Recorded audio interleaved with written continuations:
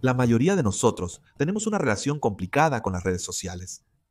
Algunos de nosotros somos nostálgicos del tiempo antes de que existiera, mientras que otros nunca han conocido la vida sin él. Algunos de nosotros somos capaces de construir carreras usando solo nuestros teléfonos, mientras que otros no entienden el propósito de gritar opiniones al vacío. Pero a pesar de nuestros sentimientos personales hacia él, las redes sociales tienen la capacidad de permitir que las personas dejen un legado y un impacto duradero o un recordatorio fantasmal de lo que una vez fue. Únete a nosotros en el episodio de hoy mientras examinamos casos de personas desaparecidas con escalofriantes publicaciones en redes sociales.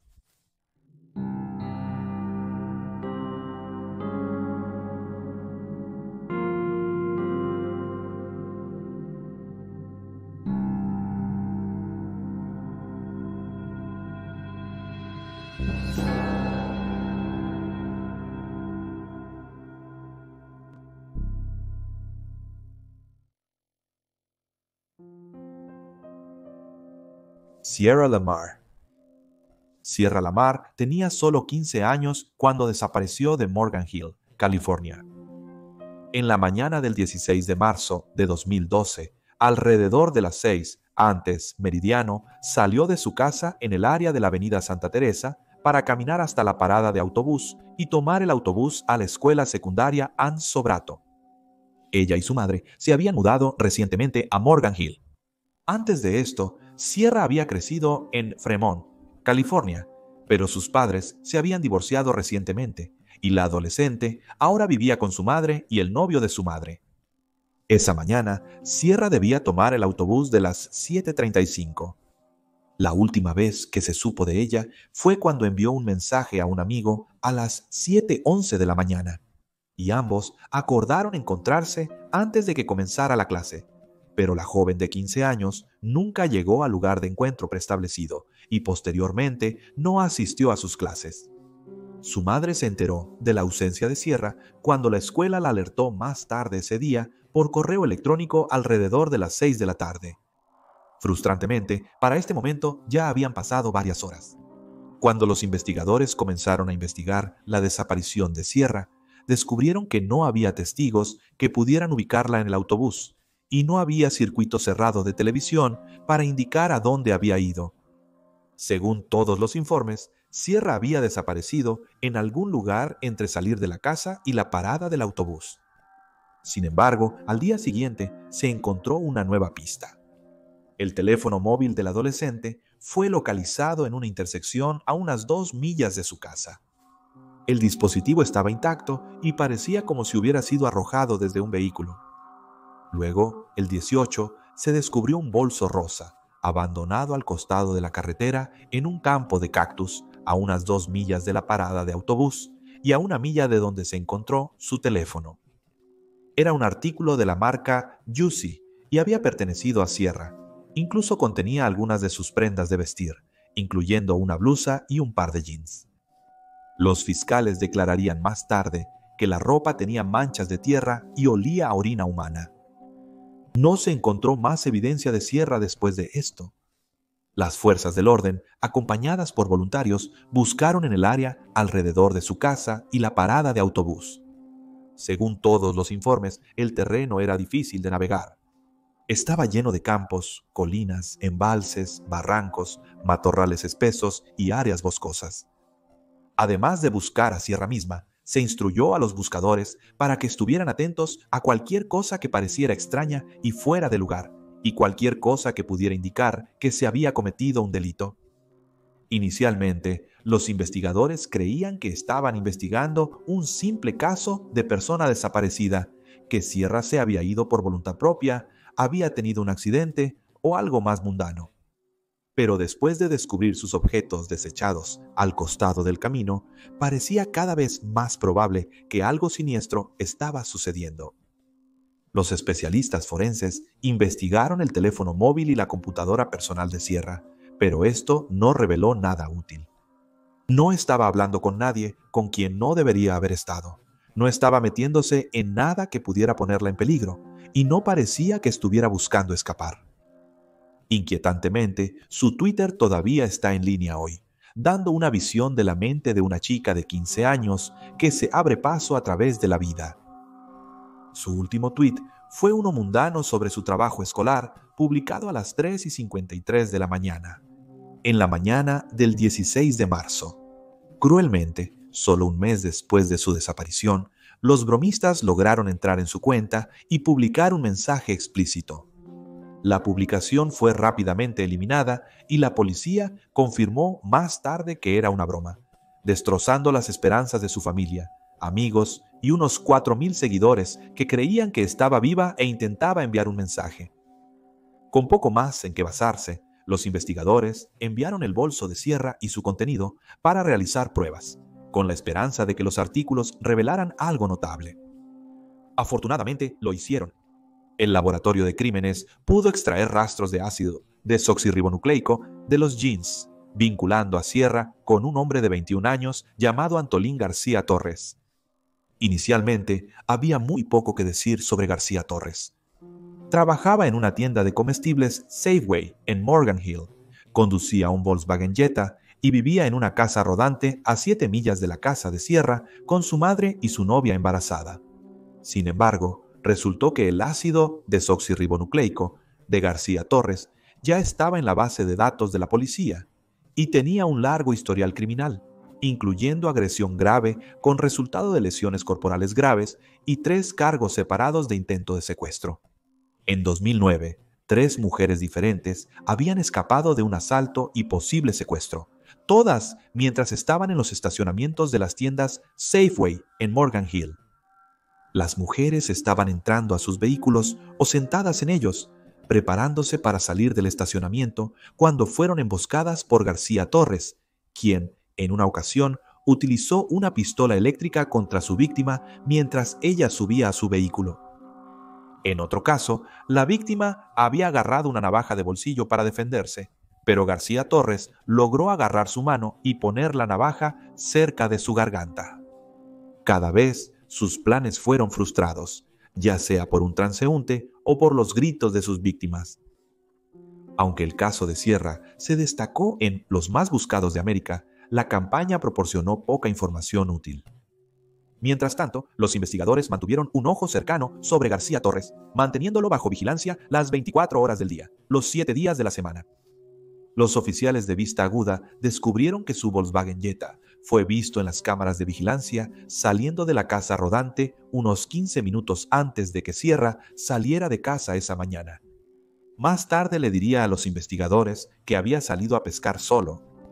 Pero pronto, los investigadores pudieron incautar el vehículo y un examen forense reveló que contenía el ácido desoxirribonucleico de Sierra, presente en la manija de una puerta interior. Además, se encontraron mechones de su cabello envueltos alrededor de una cuerda en el maletero del coche. Posteriormente, García Torres fue arrestado por el secuestro y asesinato de Sierra Lamar. La familia de Sierra canceló la búsqueda de sus restos en marzo de 2015, 3 años después de su desaparición. 2 años después, García Torres finalmente fue a juicio por asesinato. Aunque los fiscales no tienen un cuerpo, buscaron la pena de muerte. Se cree que la muerte de Sierra fue un acto de violencia aleatorio y oportunista por parte de García Torres. No hay nada que indique que la pareja se conocía de antemano. En mayo de 2017, en el juicio, los abogados defensores de García Torres argumentaron que Sierra era simplemente una fugitiva, una adolescente inadaptada que había huido de casa y que si realmente estaba muerta, no tenía nada que ver con sus clientes. García Torres afirmó que habían encontrado su ácido desoxirribonucleico en las pertenencias de Sierra debido a los pañuelos que había desechado fuera de su coche. A pesar de los esfuerzos de la defensa, el jurado condenó a García Torres en todos los cargos. También se le obligó a registrarse como delincuente sexual, ya que la fiscalía había argumentado que la principal motivación detrás del crimen era la gratificación sexual, señalando que tanto en el caso de Sierra como en los de sus 3 víctimas de asalto no se les había robado nada. La familia de Sierra intentó obtener respuestas sobre dónde estaba su cuerpo después de la condena, pero García Torres permaneció en silencio y se negó a participar. Se le perdonó la pena de muerte y fue condenado a cadena perpetua sin la posibilidad de libertad condicional. Se negó a compartir el paradero del cuerpo de Sierra una vez más en 2020. Como resultado, todavía se la considera una persona desaparecida. Su familia está esperando encontrar sus restos antes de realizar un servicio funerario, afirmando: no tenía sentido sin su cuerpo.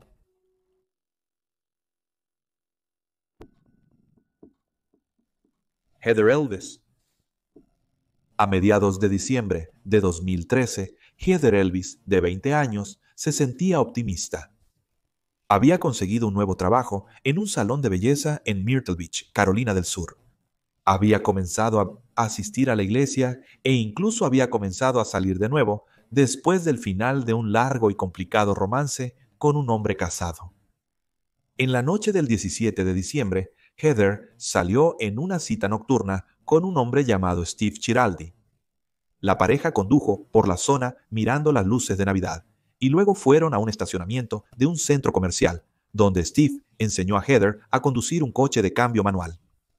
Esa noche envió varias fotos a sus seres queridos, incluyendo a su padre, de ella conduciendo el vehículo. Después de la cita, alrededor de la 1:15 de la madrugada, Steve dejó a Heather en su apartamento en Carolina Forest, Carolina del Sur. Se supo de ella por última vez alrededor de 30 minutos después, pero después de eso, nunca se ha establecido de manera concluyente su paradero. A la 1:35 de la madrugada, Heather recibió una llamada de alguien que usaba un teléfono público. La llamada duró 5 minutos y pareció angustiar mucho a la joven de 20 años, quien luego llamó a su compañera de cuarto, Brianna Worrelman, quien la describió como histérica por teléfono. Heather le dijo a Brianna que Sydney Mora la había llamado y le había dicho que iba a dejar a su esposa y que ambos necesitaban encontrarse de inmediato.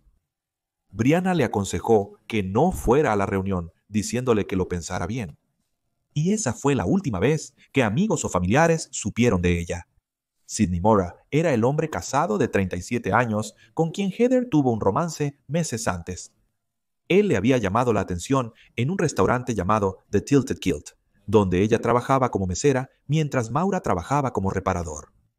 Heather tuiteaba regularmente sobre Maura, aunque nunca lo mencionó directamente por su nombre.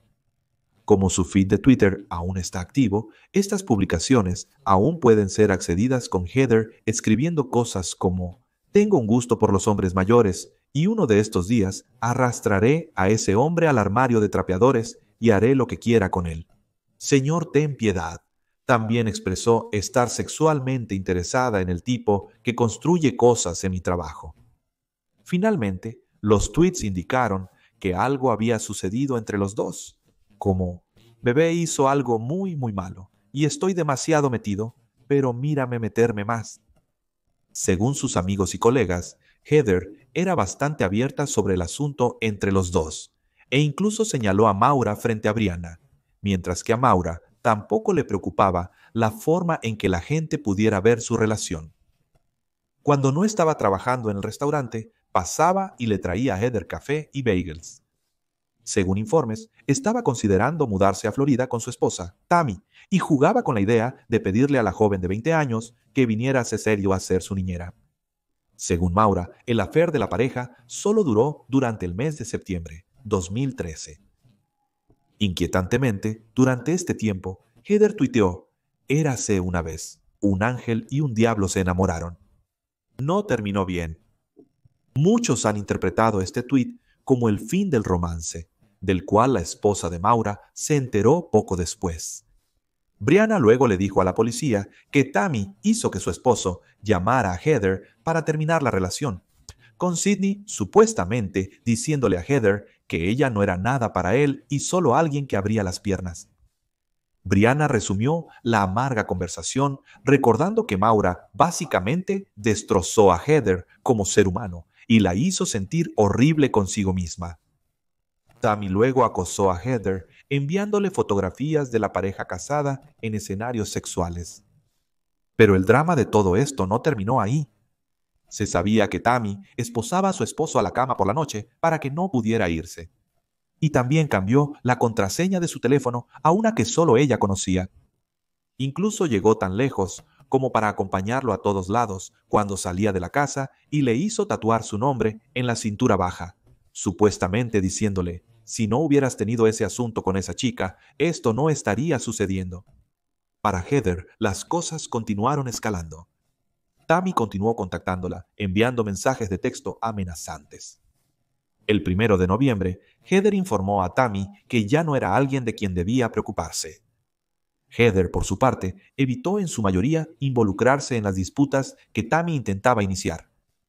Poco después, se enteró de que la mujer casada había estado acosando su lugar de trabajo, diciéndoles que Maura ya no actuaría como su reparador mientras Heather estuviera empleada allí. Heather se quejó con Maura cuando él envió un mensaje, alegando que Tammy no estaba necesariamente molesta por el asunto, ya que ella también estaba viendo a otras personas, pero que él había mentido al respecto. Ella respondió: perdí horas hoy porque me enviaron a casa después de que ella siguiera llamando. En las siguientes semanas, los Moras se fueron de vacaciones con sus 2 hijos, regresando el 11 de diciembre. Para entonces, Heather parecía haber superado la situación y su vida estaba en una trayectoria ascendente, pero tenía una preocupación. Había aumentado de peso, y sus compañeros de trabajo habían observado que su uniforme había aumentado varios tamaños de sujetador, lo que llevó a especular que la joven de 20 años estaba embarazada. Su gerente declaró más tarde que ella había hecho una prueba de embarazo, la cual había dado un error.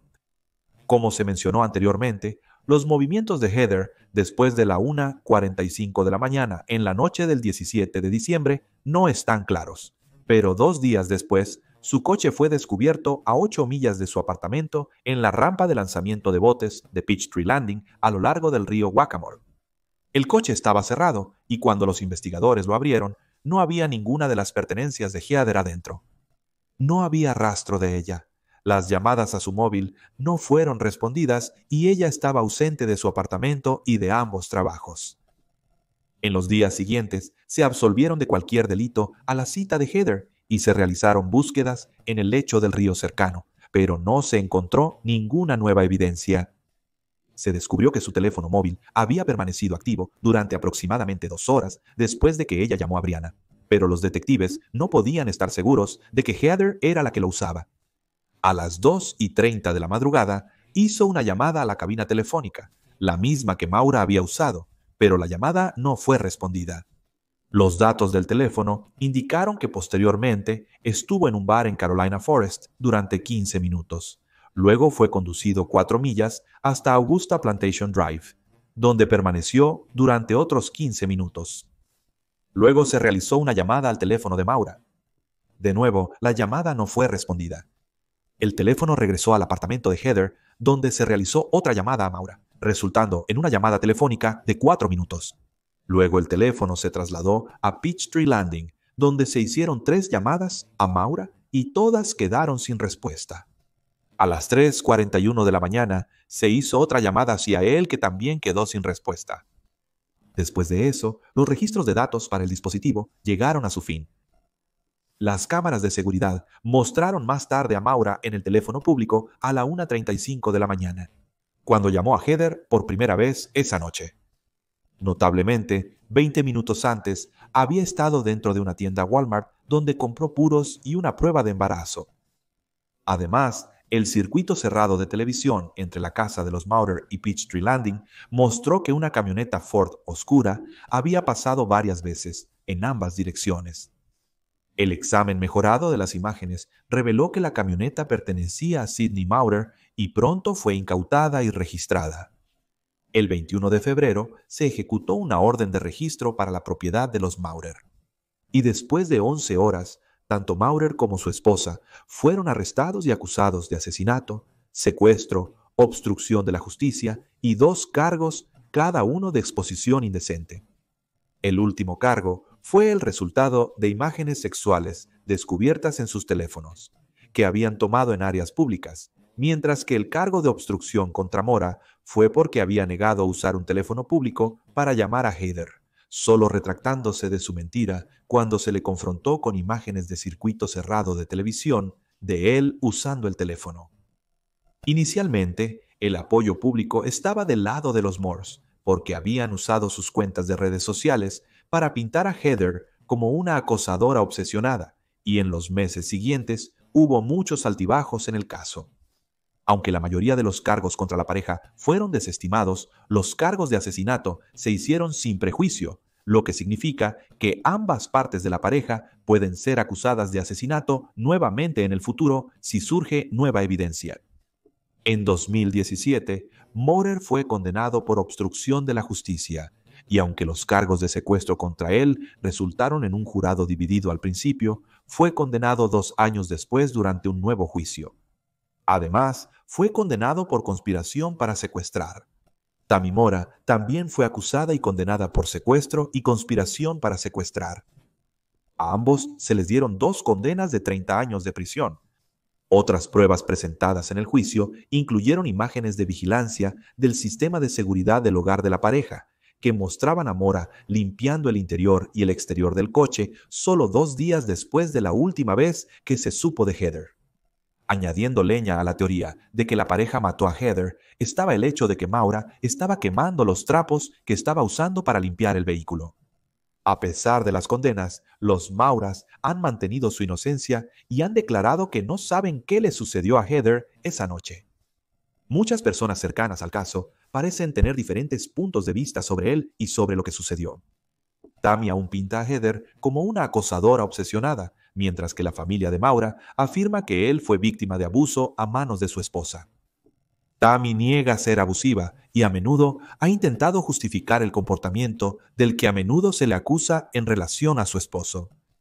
Amigos de Heather han declarado que Maura le dijo a Heather que quería continuar una relación con ella y dejar a su esposa. En marzo de este año, los medios de comunicación comenzaron a informar que Maura estaba intentando apelar su condena y solicitar un nuevo juicio, alegando que su abogado original hizo muy poco trabajo.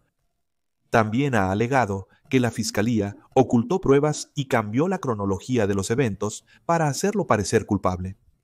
Anteriormente se le negó una apelación en 2023.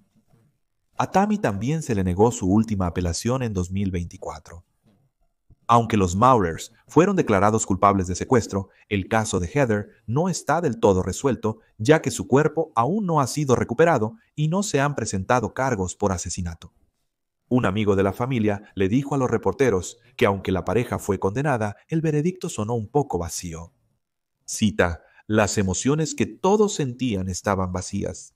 No hubo alivio de la pesadez que está ahí, porque no sabemos dónde está Heather. Y ahí tienes los hechos. Por favor, deja un comentario abajo con tus propias teorías y especulaciones y recuerda darle me gusta a este video y suscribirte para apoyar el canal. Gracias por ver. Mantente alerta. Mantente seguro. Y te veré la próxima vez.